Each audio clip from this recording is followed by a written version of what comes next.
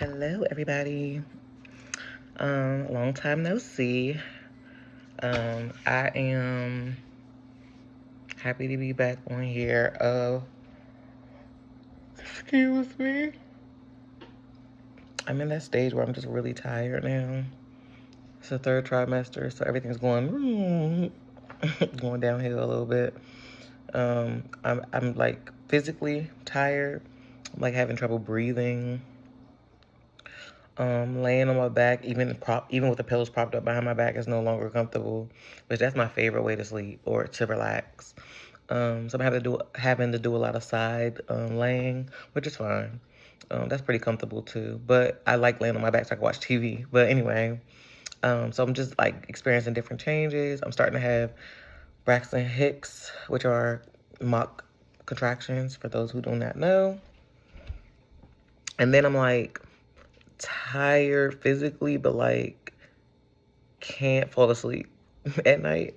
So that's been a challenge too, because I still have to get up in the morning with the kids and get them to school, get them ready for school first, and then get them to school. So yeah, it's been fun.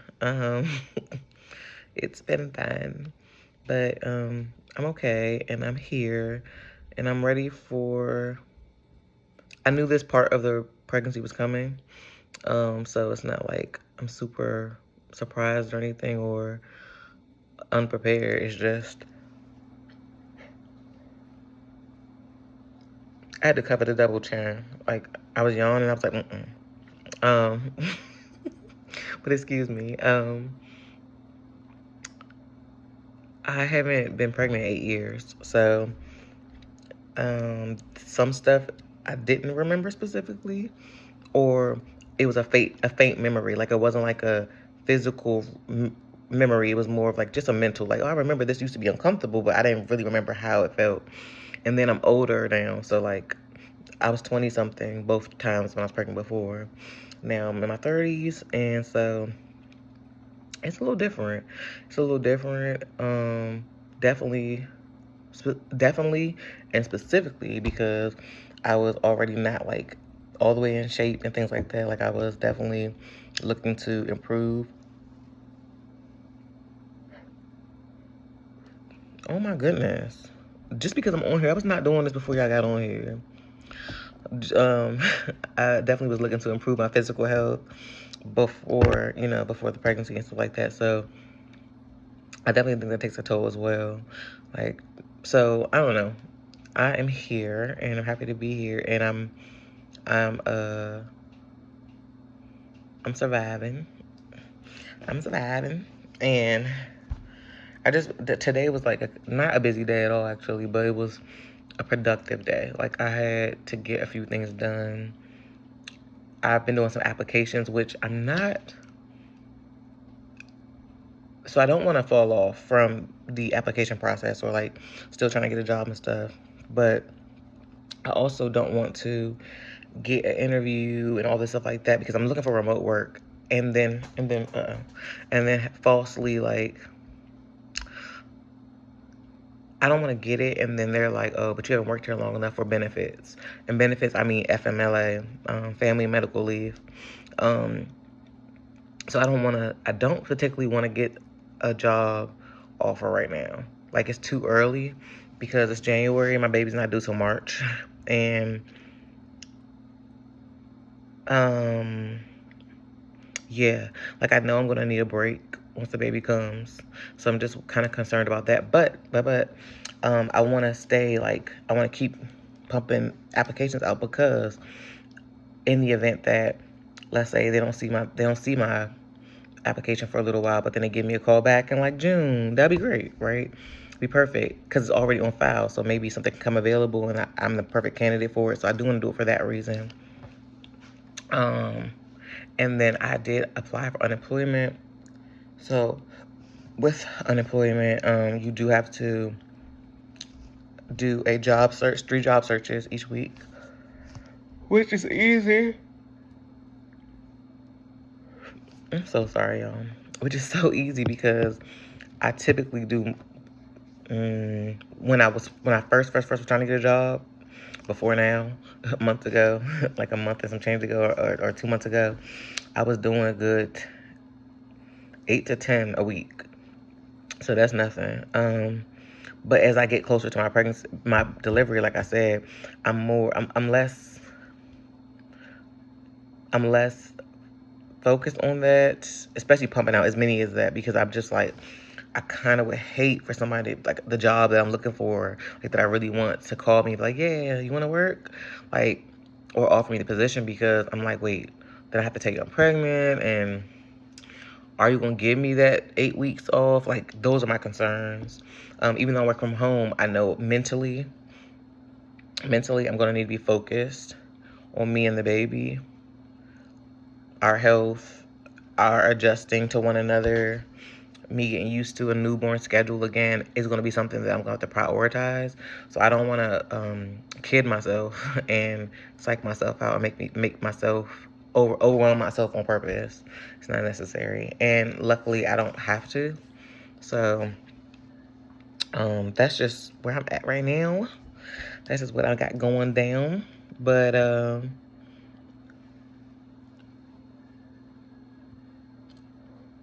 this is ridiculous, because actually if I lay down right now I would not fall asleep. That's the whole problem. But well, actually I might, because the daytime is when I will fall asleep. It's at night that I can't fall asleep. But I don't want to fall asleep during the day. I actually am, if anybody who personally knows me knows, I hate naps. I hate naps. I have become older. And so because I become older, sometimes I like need them. As much as I hate that, I'd be like, okay, well, I don't want to feel this sleepy, so let me take a nap. And I'm pregnant right now, so it just is what it is. But what I'm saying is, I feel like when you fall asleep in the middle of the day, when you wake back up, this is even worse. If you fall asleep in the evening, like the afternoon, like later, like closer to dinner, closer to like 3-ish, it's like 2 to like 4. You fall asleep at that time and then you wake back up, I don't feel good after that. I feel groggy and like all I want to do is go back to bed, or I feel foggy. I don't know. I don't feel right. I don't feel like the nap didn't energize me. The nap makes me want to lay back down. So I don't really like that. And then also I feel like I also don't like naps. And this stems from a child. I don't want to miss out on stuff. Like I don't want to sleep too long and miss out on stuff, or sleep the day away, or not get something done because I fell asleep. Sometimes I can't help it. Like my body is like, oh, okay, well, I don't know what you're talking about, but all these organs and your limbs, we're tired. But yeah, I personally am not, and I don't like naps. But I better get over that too, huh? Because I'm about to be one exhausted mama. I hated that, but yeah, I said it. And yeah, and I do allow myself naps. I do allow myself naps, specifically like now, because I don't want to overwhelm me or the baby, or you know, I want to allow us the good amount of sleep, and then because I can't sleep at night, and this just started like literally 2 weeks ago. Like literally as soon as I turned 7 months, sleep was like, huh? No.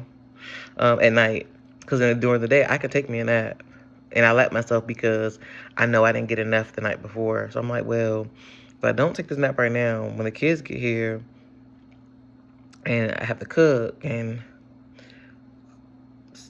help with homework and tell them pick this up, pick that up, don't do that, don't do this, then I'm gonna wish that I got some sleep, or I let myself have some sleep. So I definitely been.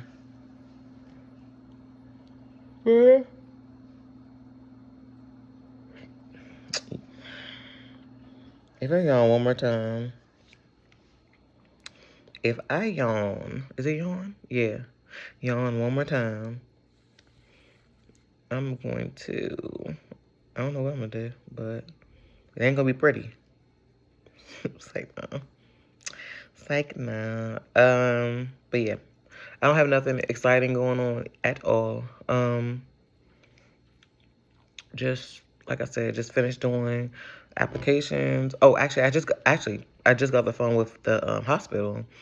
Because I was trying to make sure I had like was registered to have the baby at the specific hospital.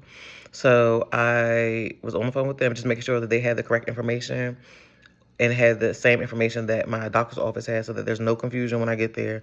Because nobody's wanting to deal with nothing, no like minor details while they're in labor, like nothing. Like, oh my gosh, let me tell y'all this. Let me tell you the story. One time, the first time I gave birth, 2013, my water broke in the middle of the night.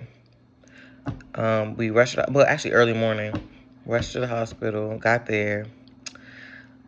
I walk in, and you know how you go to a regular emergency room, and it's like, first you gotta sit in the lobby, then you go to the triage area. So I didn't have to sit in the lobby, but I did have to go to the triage area, which was confusing because when you're in labor, it's supposed to take you straight back. That's what I thought. This is my first baby again, so I didn't really know, but I was like, I'm in labor. I'm like actively water's breaking on your floor. They take me back to the triage area, but this triage area was like, it wasn't like, oh, blood pressure, this, that, like the one station, like with the curtain. It was a door. You go into the door, and it's like four desks, like lined up beside one another with ladies at the laptops, and you sit down and you talk with them.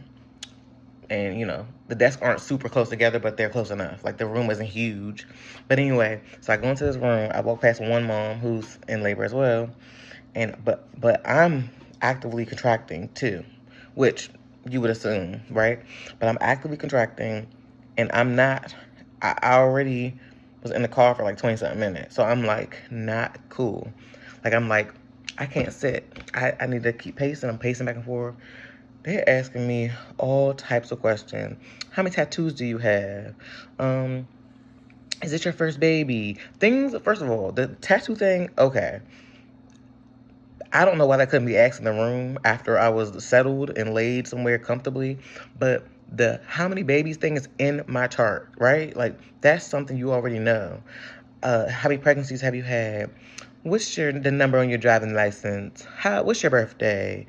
I'm like, but I'm like pacing the room, like kind of like disrupting the other person beside me and everything, because I am pacing back and forth because I can't sit still because I am contracting heavily, right?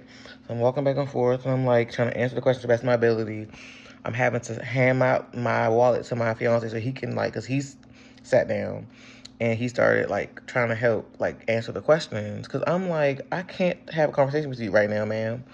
But they kept me in that room, asking me question after question after question, just things that I just didn't understand why we had to do it in there. So then finally, they take me to the hallway through another door, and there's someone standing there with a wheelchair. And I say, I can't sit in that wheelchair. Please, can I please let me walk? Can you please let me walk? And they're like, no, you can't walk. That could be a danger to you and the baby. You could pass out, or the baby could come out while you're walking. And it's not that close where the room is, where the delivery wing is. And I'm like, please let me walk. I really can't sit. And so she's like, no, you really have to sit down. So I sit on the edge of the wheelchair and hold on as upright as I can. Like, I sit as upright as I can because I'm in like so much pain. But my thought is this. First of all, like I just said, the triage thing could have been done in the room, I feel like. Because when I say triage, I know you're probably thinking, like I said, blood pressure, this, that, the other. No. They didn't take my temperature and blood pressure. They were talking to me, but asked me questions that could have been asked later. I felt. I know it's part of their policy, but that is a terrible policy. Then, okay, cover your tracks. Have me sit down just in case, right? My only thing is, the baby wasn't going to fall out of me. I could have passed out. I can't say that. I wouldn't have. I don't know. But the baby wasn't going to fall out on me because I had on pants. So even if I went into labor, they would know, because I would stop moving probably and be like, I got to push. And if the baby just happened to fly out of me, there was pants to catch her. So I just didn't get that part either. But it probably was for the best because it was a good little wheelchair ride.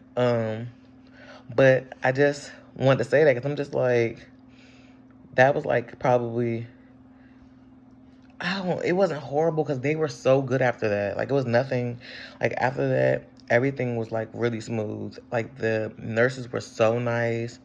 I loved my doctor at that time anyway. I loved her so very much. It just was, that was like, what? And then for my second, second delivery, which I'm going to that same hospital this time around, and I pray that this is not my experience again. But we went in there, and this time I was not having bad cramps or nothing. So, or contractions. So, but I knew, but my water had broken. Um, and it just was a different experience altogether. Like, I just wasn't, I was fine. Like, I could sit, I was cool. Like, I wasn't doing the breathing and none of that stuff. Like, I was fine. So, um, sorry, my landlord texted me and it threw me off. Where was I at, y'all? The second time, was just different. I just wasn't in pain. My water had broken, but it wasn't as, everything wasn't as saturated. Like, it wasn't like repeat, like flowing out all crazy. It was just, my water had broken. It was slowly coming out, but it was broken for sure. It was no confusion about it. And so we get to the hospital, and my fiance is telling them, me and him are telling them, he's like, she's in labor, and they're like, okay. They take me to the back. But they don't take me to the wing yet. They just take me in a room, and at least they let me sit down or lay in a bed. It was a bed back there. And so, without the man doing any type of checking or anything, he's telling me that I'm not in labor. He said, because you look fine. You're not even breathing hard, or you're not even this, and you don't sound like you're in any pain. When I asked you what the pain level is, you're saying 0. And that's not, you're not in labor. You're not in labor. I said, I'm in labor, sir. My water has broken. I am in labor. And he's like, no, you're not in labor. I'm probably going to go ahead and send you guys home. And this is a male nurse. And so he's telling me, probably going to send you guys home. I'm like, sir, I am in labor. He's telling, and my fiance is like, she is in labor. She's in labor. She would know. He's like, she's definitely in labor, whatever like that. So he's like, I don't know. I don't know. Finally, and I would say we was trying to convince him for like 30 something minutes, maybe like 45 minutes, like seriously, trying to convince this man that I'm in labor. He finally was like, well, I'm gonna hook you up to a machine then.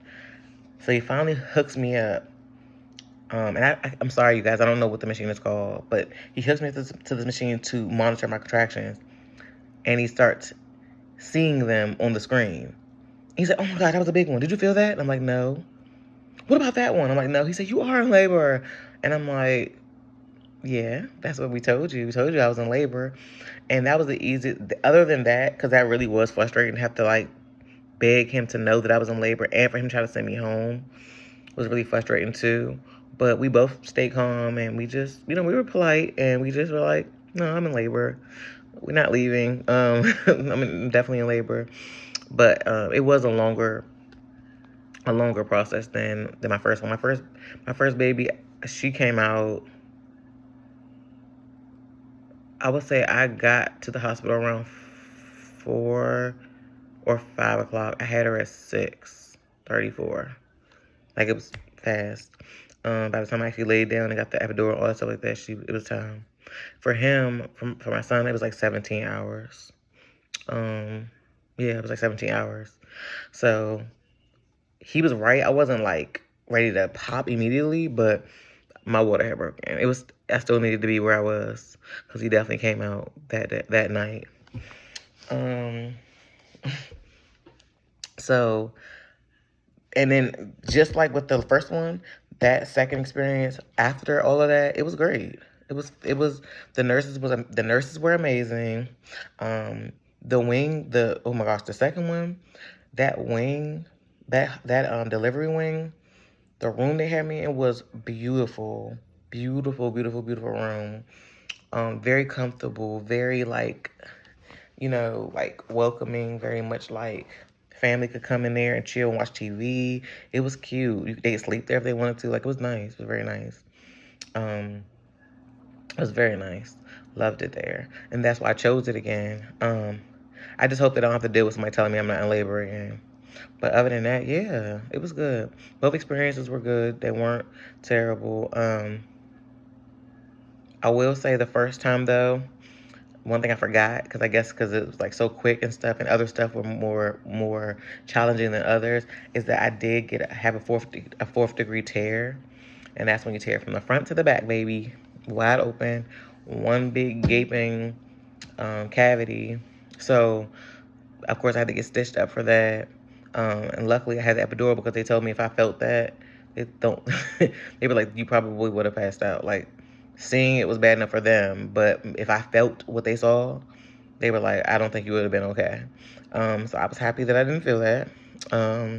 It was a very painful recovery though, because obviously I still have to use the bathroom and stuff. So being stitched up down there, and the degree of tear that I had, like I said, it was ripped completely. There was no difference between one or the other. Yeah, that is something that I pray is not my experience this time around. It was not for my second. I think I had a small tear, like a very small tear, but yeah, I don't wish that on my worst enemy. That was brutal. My second time around was just an easier delivery and recovery all around, honestly. So I'm hoping for that. I'm hoping for a really good delivery. I'm ready to meet him. His space is not ready yet at all. I didn't expect to be living here still, actually. I was hoping to have moved by now to a bigger space. Just somewhere that I really wanted to be, like a safer neighborhood, more spacious, more opportunity for me decorating, because right now I think I feel so like I want to leave. I'm not really worried about the decor, because I'm like, well, I don't even want to be here, so I'm kind of like not pressed to buy things to spruce it up, because I'm just like, I want to leave. And I've been wanting to for like a year, so I didn't expect to still be here, but we are here, and and we're blessed to even have our own place, because some people don't even have nowhere to live at all, let alone their own place, like, and so we're really blessed for that reason, and I'm grateful, and I'm not complaining at all. When it's time, that time will happen, and we will have a new place, and it's gonna be great. But I need to get his room together, and luckily I have sister-in-laws who have offered to help set stuff up and move stuff around for me, and help me clean up and get organized, because I can be quite unorganized. I can be quite like all over the place. When stuff gets overwhelming, it looks like it's overwhelming for me. So yeah, so that's that, and that's how everything's going for me. I hope you guys are doing okay with everything going on. We're supposed to be expecting more snow on Saturday. That's great. I went next door this morning to ask my neighbor if they had any more salt that I could borrow for my walkway, because everybody else's walkway is like completely clear but ours. So obviously they shoveled theirs. I don't have a shovel. And the funniest part is, I didn't even think to buy, I've never even thought to buy one, and haven't needed one since I lived here. So that's the funny part. Like, you realize things you don't have when you need them. So we didn't have a shovel, and I wouldn't be out there shoveling anyway. That would be too strenuous for me and this baby. Because when I tell y'all, I can't breathe. Just cooking breakfast, dinner, anything, I am out of breath, like, when I'm done, because I don't know, but I guess standing for a long period of time is strenuous to my body right now. And so I really be like, kind of feeling like I gotta lean on something, or I want to sit. So, yeah.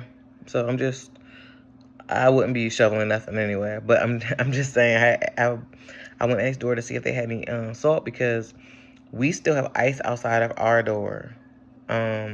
Whereas nobody else. Let me show you guys.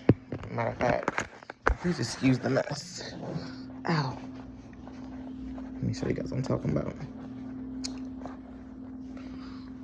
Our son's room flooded the other day. So all of his stuff is in his living room. That's why I said excuse the mess. I thought you guys were gonna be able to see it, but I realized you won't. Haha. Because you turned towards me. But look, so this is what I mean.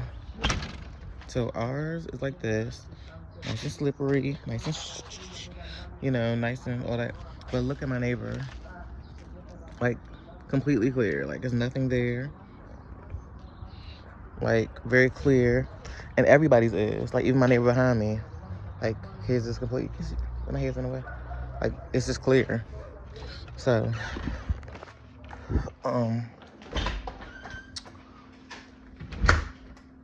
it's dangerous, personally, for me to be walking on that and taking that chance every day. Dang it. Taking that chance every day, walking on that ice. If I slip, no good. Like, no good for real.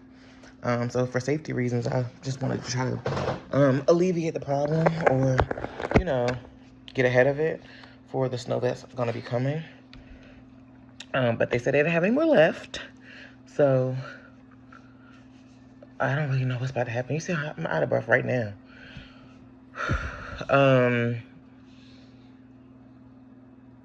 Yeah, so that's my task. My last little task is if I could just find somebody just with a little bit of salt. And I thought salt was gonna help it melt. People are telling me that it's not so much of helping it melt as it does absorb the ice. I don't get that. And I think I think they might have been wrong, to keep it real. But because I'm like, that don't make sense. Because what's the point of them putting the ice down on the roads and stuff like that if it's not helping it melt or helping it not stick? Because that's my biggest concern. So I'm gonna worry about that. That's my last little task for the day. After that, it's getting kid time. And then we have a birthday party to go to. So that's our day, and that's what I've been up to today. And I hope that everybody else's day is going well. I hope you guys are happy, healthy. If you're not happy, I hope you work through whatever is making you sad, upset, uncomfortable, discouraged, anxious. And I hope that you can get to the other side of that. But I hope you work through it and not get over it. I hope you really, really work through it so that you can not prevent it, but like, that's the healthier way to move forward, the healthier way to really, really be okay. So I hope that for all of you, including me. But have a great day and have a great weekend. I don't know about you all, but in Maryland, the schools are out. Well, in my county, the schools are out and on Monday. So we got a 3-day weekend for the kids. They're really excited about that. And so y'all just enjoy y'all time, y'all weekend, whatever y'all got going on. Relax or don't. And just, live. Life is short. But I'll be back tomorrow. I'm gonna be consistent. I'm gonna keep doing this until y'all see me every day. I'm gonna keep picking back up. I'm going to do this. This is what I'm supposed to be doing. This is why I'm doing it. So I will be more consistent. I will be. And yeah, so again, enjoy the rest of your day. I'll see you guys tomorrow. Peace.